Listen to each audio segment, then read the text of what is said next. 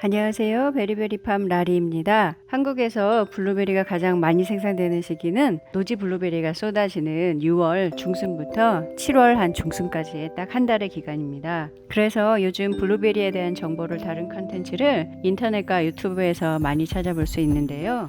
나름 대학에서 식품 영양을 전공했고 블루베리를 10년 이상 재배하여 공부하고 있고요.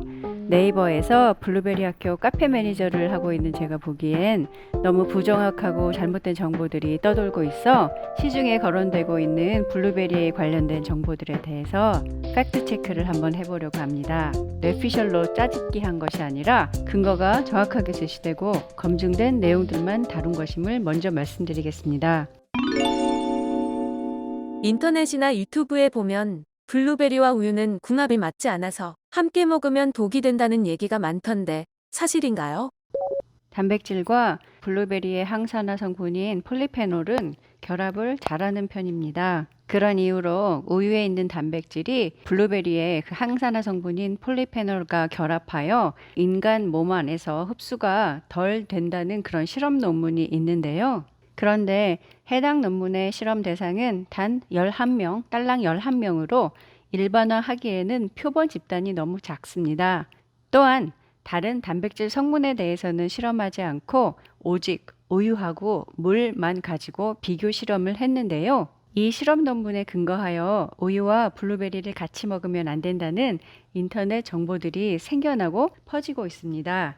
그런데 이와 같이 단백질과 폴리페놀의 결합이 문제가 된다면 우유뿐만 아니라 단백질 성분이 있는 모든 식품, 예를 들어 뭐 두유라든지 아니면 두부, 그다음에 뭐 흰자 같은 것들은 모두 블루베리와 같이 먹으면 안 된다고 말을 해야 됩니다.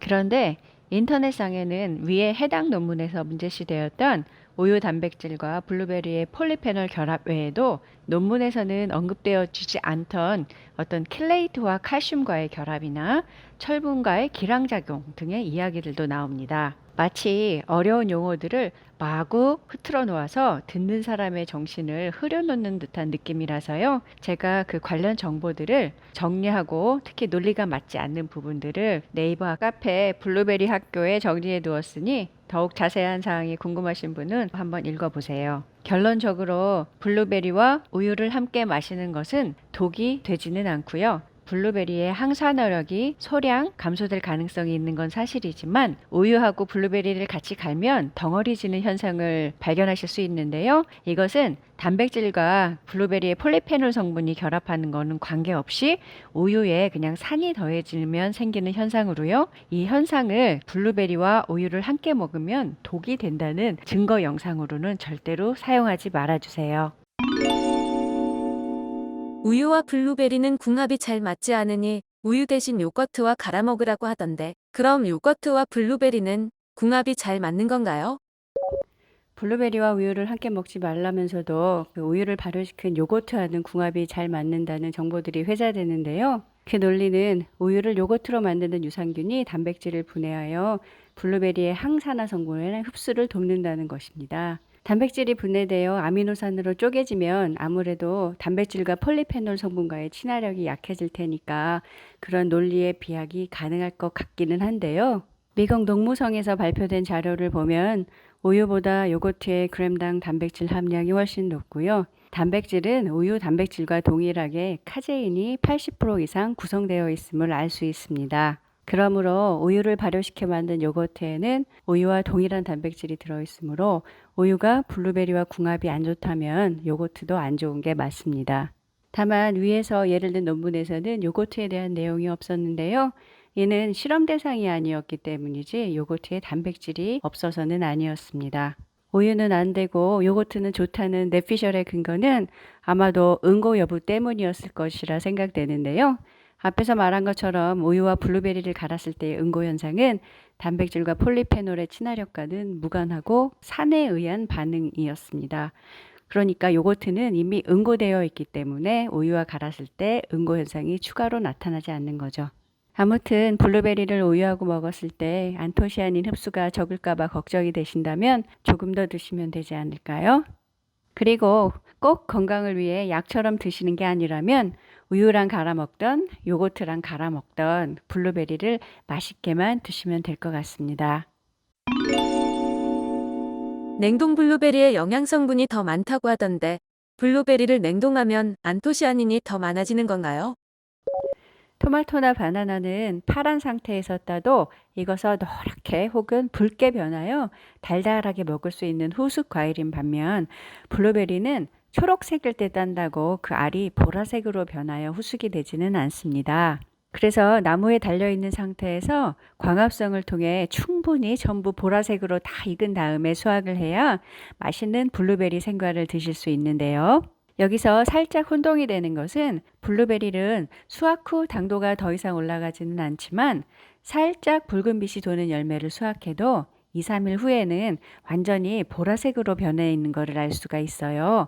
즉 안토시아닌 함량이 수확 후 2, 3일 후에는 더 올라갈 가능성이 있다는 거죠.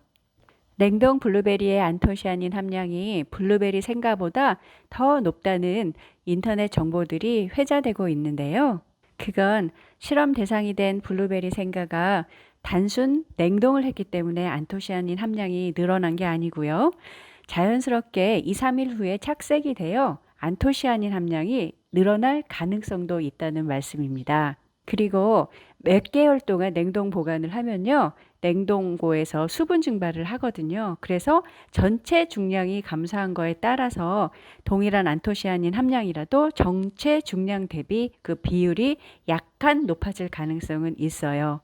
하지만 해당 논문에서도 안토시아닌 함량이 냉동에 의해서 단순 증가했다고 결론이 낸 것이 아니라 안토시아닌 함량이 블루베리 생과에 비해 줄어들지 않았다라고 이렇게 정확하게 결론을 내렸는데 번역 과정에서 오역인지 의도적인 실수인지는 몰라도 냉동하면 안토시아닌 함량이 증가한다라고 해서 어떤 분들은 정말 비싸고 맛있는 블루베리 생과를 사서 바로 냉동을 시켜 먹는 경우까지 있다고 하시더라고요. 잘 아시겠지만 블루베리 생과는 키로당 2만 원도 넘고 냉동하면 바로 키로당 10,000원 이하로 떨어지거든요. 그런데 그 비싼 걸 사서 바로 냉동을 하는 그런 바보 같은 짓을 하고 계십니다. 그 근거도 부정확한 인터넷 정보를 보고 말이죠. 여러분, 다른 과일도 마찬가지겠지만 블루베리는 생과로 먹는 것이 가장 맛있고 좋습니다. 냉동 블루베리에 대해서는 제가 따로 올려둔 영상 위에 링크해 드릴 테니까 참고해 주세요. 이렇게 블루베리와 우유, 요거트와의 궁합, 그리고 블루베리를 냉동하면 영양 성분이 증가한다는 인터넷 소문에 대해서 팩트 체크 해봤고요. 블루베리 팩트 체크 2편에서는 블루베리의 권장 섭취량에 대한 소문과 하얀 과분의 정체와 특징, 블루베리 세척 방법, 그리고 블루베리 모양과 맛의 상관관계에 대해 다룰 예정이니 2편도 꼭 시청해 주시기 바랍니다.